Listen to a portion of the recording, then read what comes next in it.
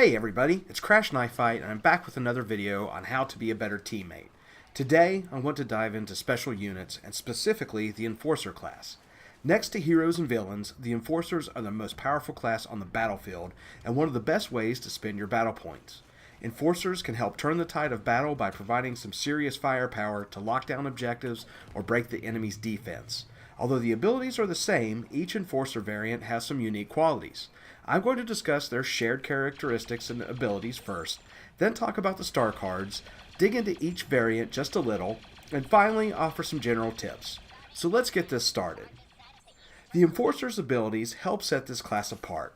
One of its greatest assets is the Overload ability, which prevents your weapon from overloading for a short time, while increasing the range, attack damage, and in some cases the rate of fire.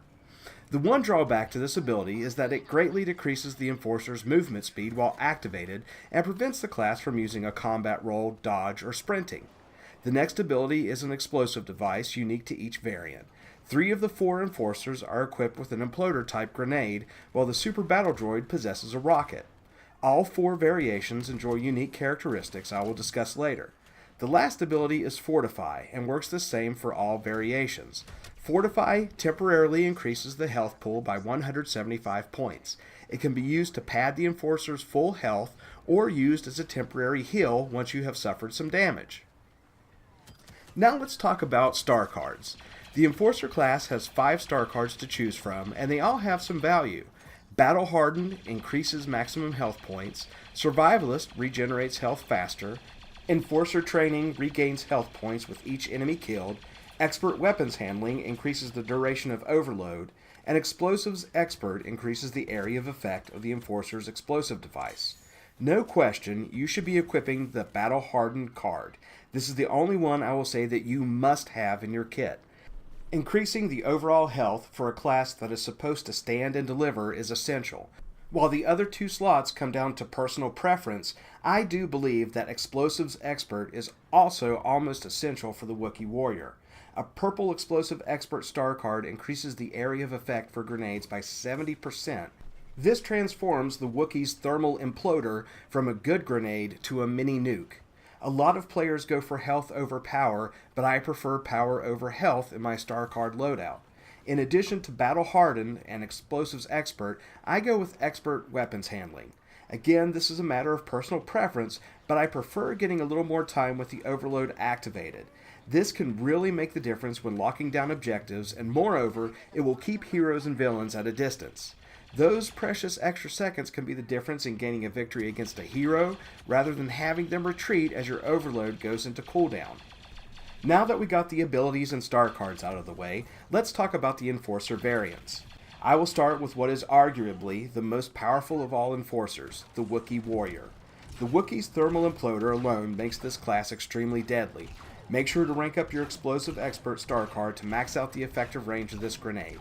Also, try to reserve your thermal imploder for occasions where large concentrations of opponents appear. Defensively, this means aim for choke points, and offensively, areas where the enemy are dug in. In both cases, you will weaken the concentration of force and scatter any opponents that manage to get out of the way.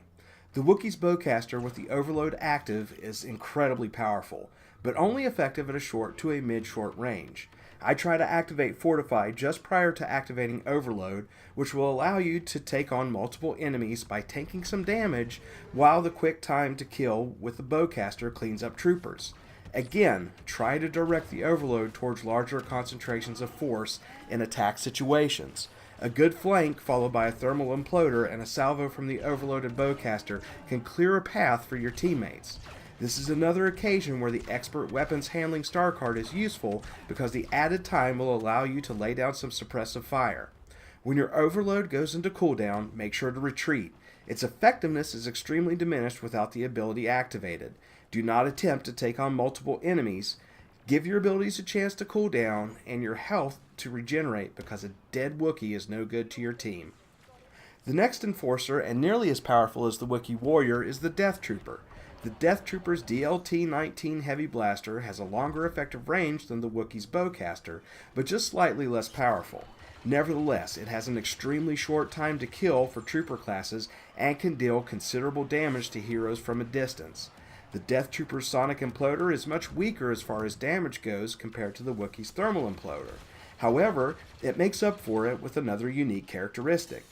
The Sonic Imploder will do some damage and even manage a kill if it detonates close enough to an opponent. It also has a flash effect if enemies are in close enough range. These effects are of moderate value, but the scan of enemies that it provides to the player really makes up for its lack of power. Whenever you approach an area where you expect to encounter the enemy, chuck your Sonic Imploder to reveal enemy positions. The DLT-19 will allow you to keep some distance between you and the enemy, so hold that trigger down and let the blaster bolts fly. Also, the Death Trooper can be used as a decent counter to the Wookie Warrior if you keep your distance and hit those headshots. The Flame Trooper is also quite powerful, but its range is extremely restricted.